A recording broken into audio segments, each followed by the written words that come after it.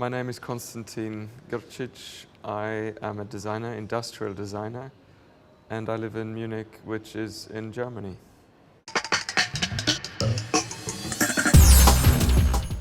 No, I don't think so. I think an iPhone is very hip. Hip is a ridiculous word, but an iPhone is extremely cool. I think is one of those products of our time, of now.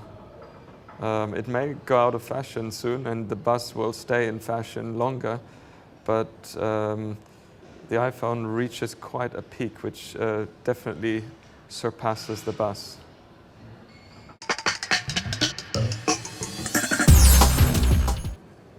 Sustainability is not a new idea. I think the word itself has become quite fashionable, and it has been used a lot, and because of the word somehow that idea has spread, which is good. So maybe we need to keep inventing new names for it, but really the idea of sustainability is old, and all the good things in the past have been sustainable. So I guess it's really the phenomenon of the word that makes it fashionable and, in a positive sense, actually spreading the word. I think that really large mega structure never works.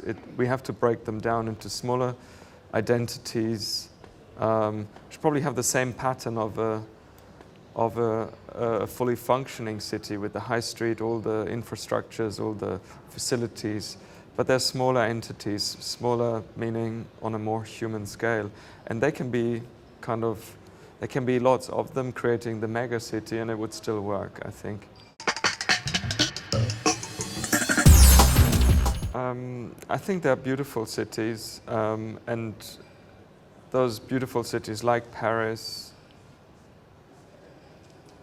they have that naturally. People identify, the people who live there, but also the people who come there, they identify with it, and therefore they care.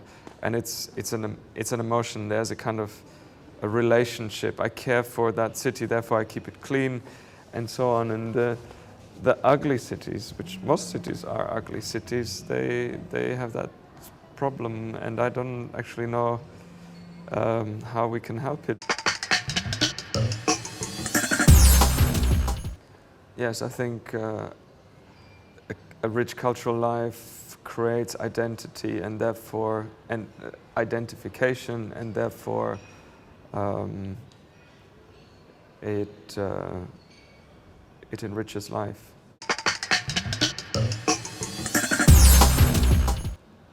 Can I drop this question? I think I don't have an answer for it. Well, we only know the stories if we know the people, therefore, and we make the people know each other. So we need to create communities. And again, it comes down to scale.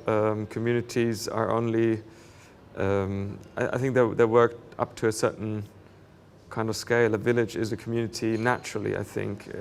You can't not know your neighbor in a village, therefore you would sooner or later be talking to that neighbor and exchange information, and I think that's a form of it creates a form of life which is positive and helpful.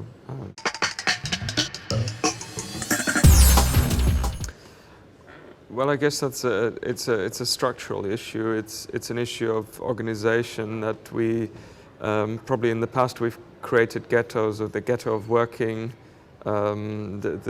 places where I go to work, and these places become alive during the day, but people leave them in the evenings, and they go to their residential areas, which are dead during the day and come alive in the evenings, or they are alive in the morning. So city planners need to make sure that all the kind of activities are mixed. There's residential and offices and shops and leisure. All of it is mixed. Even industries. old cities have small workshops, small industries integrated in the city center, which was always nice. Well, we should be doing it for as an act of generosity, giving something giving something to others, even creating something for ourselves. It's not greed. It shouldn't be greed. Of course, the reality is often it is greed, or it is a very short-term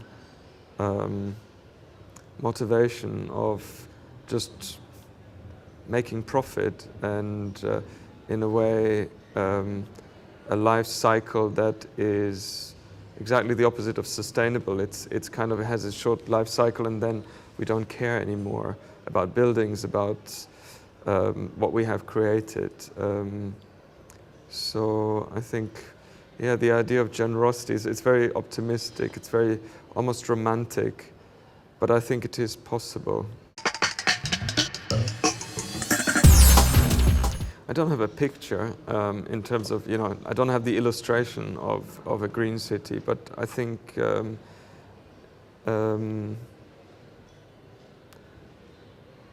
we have to believe in this idea of a green city, and I like the idea that we're talking about a city because that's the biggest challenge, that the city is green. It's there where we have to prove the point. I think the way to realize these ideas will be, or have to be many different ways. So there's no one solution. There are many different, and they can be even diverse, even almost contradictory. But I think that in the end, it's the addition of all of these different efforts, all of these different maybe sources and activities which will create something that maybe we can't, and that's the point, we can't foresee yet. It's so complex, and maybe trying to grasp this big project would prohibit us from believing in it.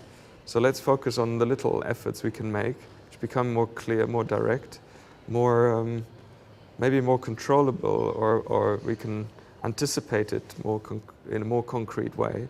And then that will be a contribution to the whole lot. And another community, another group will do something else, work from another end. And it will all come together and create something that I think we just really don't know what it would be. But most important is the belief, the belief and the faith that we can. It's not too late, but we just have to act. But act on that kind of small scale, which is possible for us, and not try to be over ambitious, which then becomes prohibitive or fails.